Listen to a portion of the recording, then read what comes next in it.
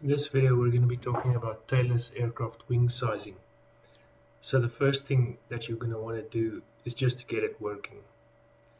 And the way you do this is through airfoil selection. Now what you have to remember is you want this part of the wing of a Tailless aircraft to do the job of this horizontal stabilizer. And the way you do that is that this part must provide a nose up moment. So in order to get that going is you need this CM alpha moment coefficient graph to have a positive intercept here and a negative slope, and that will guarantee static stability. And the easiest way to do that is through airfoil selection. Now, a symmetrical airfoil will have a CM alpha curve that's more or less flat and on the zero. A normal airfoil will have a negative moment coefficient, and this is obviously around the aerodynamic center of that airfoil profile. And a reflex profile that's typically used for a Tailless aircraft will have a positive moment coefficient or a very low pitching moment coefficient along the section. And if you do that and select that airfoil, you will achieve this CM alpha curve for the whole aircraft. Now that will just get it to work, and that won't necessarily have the consequence of a very efficient wing layout for your aircraft. So the next thing that you'd want to do is select the correct taper ratio, because you want your lift distribution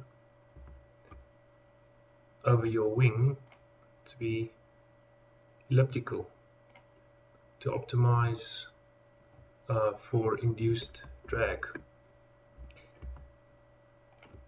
So the taper ratio, the twist, and this includes aerodynamic twist.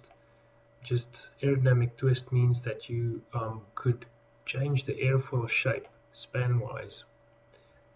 So this means that you won't geometrically twist the wing, but it would cause a change by changing the profile. The next optimization that you'll use is to use laminar flow profiles, because these are low drag. They'll optimize for that. The other thing that you could do is introduce turbulators into your wing, and this would force transition at an optimum distance. The other thing that you could do is to optimize airfoils for the root and the tip. So the outboard spanwise sections usually would have your control surfaces, the elevons, on there, and they might have different requirements than the inboard profiles. Another optimization possibility would be to design a neutrally stable aircraft that has a flat moment coefficient. Then you rely on the pilot to be able to control the aircraft. But this goes along with risk, because the pilot workload might be high, and the aircraft would be marginally stable, and this is potentially dangerous in terms of flight conditions that you could get into.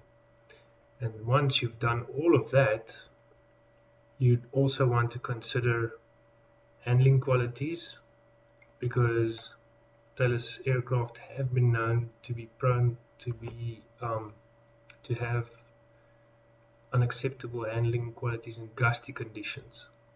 So you'd want to tailor for that.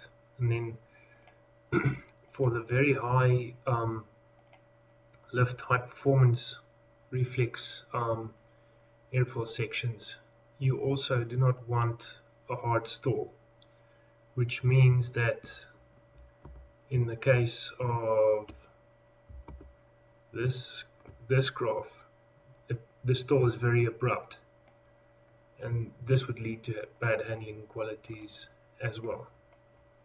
So those are just some of the thoughts on Spanwise optimization of your Tailless aircraft.